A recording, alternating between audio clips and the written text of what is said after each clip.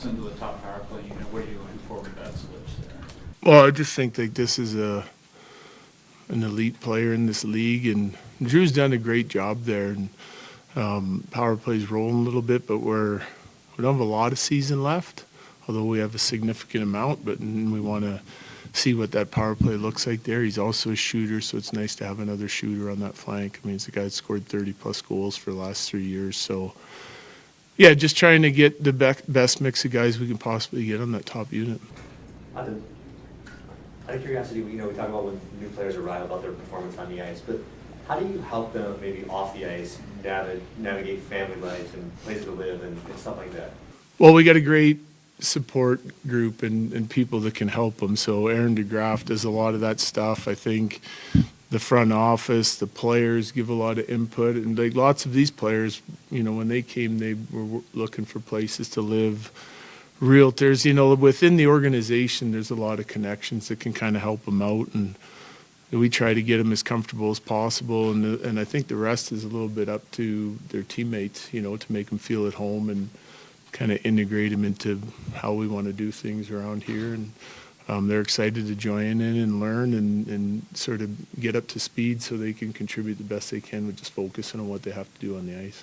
Coach, I asked Brock Nelson about how excited he was to have be able to play in a game tonight where he's not coming off being traded, the night before and things like that. Just for you now having a couple days with all these new guys, are you looking forward to seeing, a little bit of what you've worked out the last couple of days? Well, yeah, I mean, we had a day off yesterday, so it's not going to, be a whole lot different, but we did get to sit down with both Charlie and Brock and EJ on the penalty kill stuff. So we used them, a significant amount the other night, all those guys, but I don't think we used them to their full potential, right? So, Brock's making his way onto the power play. He's had some power play meetings. Both those guys will kill some penalties tonight for us because we want them to get the reps, practice, and in games, and so we can make the right decisions on how to deploy our guys, So we have some experimenting to do, but we still got to play to win. And, so we'll see how all those guys do and how they sort of fit into the mix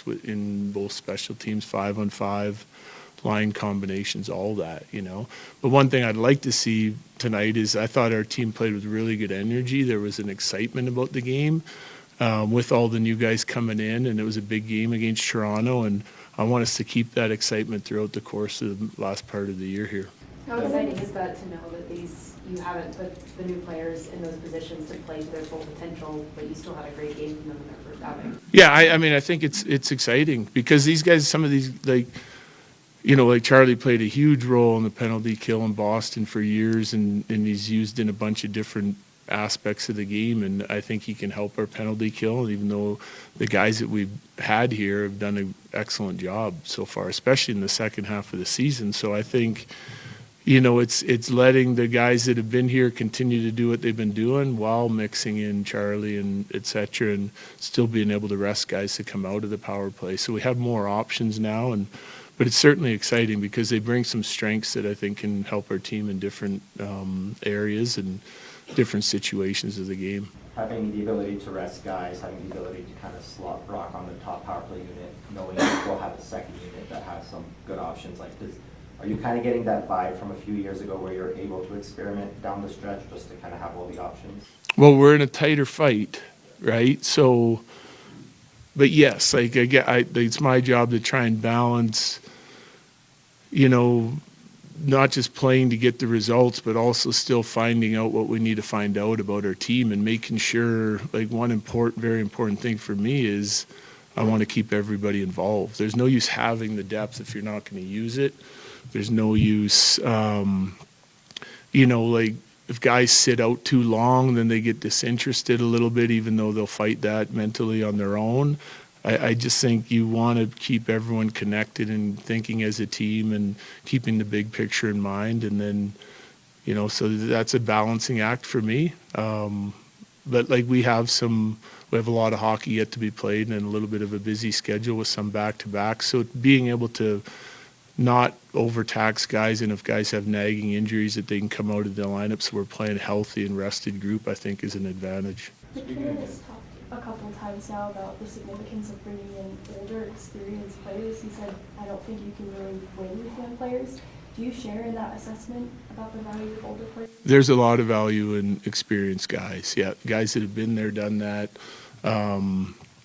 You know, they don't shy away from the moment. They have all those experiences to lean on, especially if they're quality players. You know, I don't think age is the only factor, but when you're adding guys in like COL and Nelson and EJ, guys that are still really good players and good at what they do, I do think that that is invaluable. Yeah.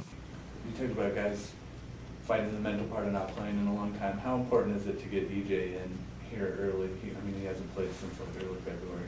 Yeah, so it's important. Yeah, I mean, again, we want to get everyone involved and keep everyone involved. You know, so you know, 23 guys or 24 guys pulling on the rope in the same direction is better than 20.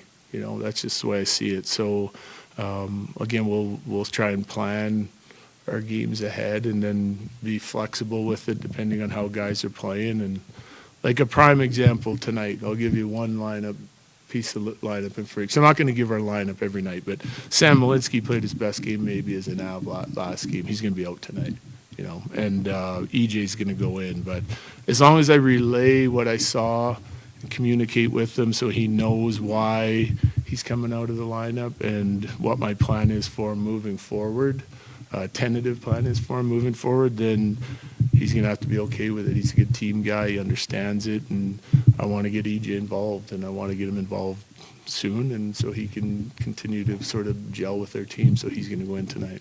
Coach, how nice is it just to have a fully healthy lineup? It's been such a year with the injuries and the next man up kind of. I think it's imperative if you want to finish as high as you can finish that you're healthy. So it's I think, you know, maybe fans or media times and people outside the game that are just watching underestimate the importance of being available, you know, and having a healthy lineup. I think if you look at any team for short periods of time, you can overcome injuries and maybe get the results that you would expect from your whole group. But I think over time you need to be healthy to do that. I mean, I think if you look at teams that get banged up and then look at what their record is over an extended period of time, it's not as good as what it would have been with everybody healthy, you know, and we're no different, you know, like just the addition of Val in our lineup and the difference he makes is, it's hard to explain really. And then you're without other guys and now you get healthy, you have to take advantage of it though. You have to play your best hockey when you're healthy and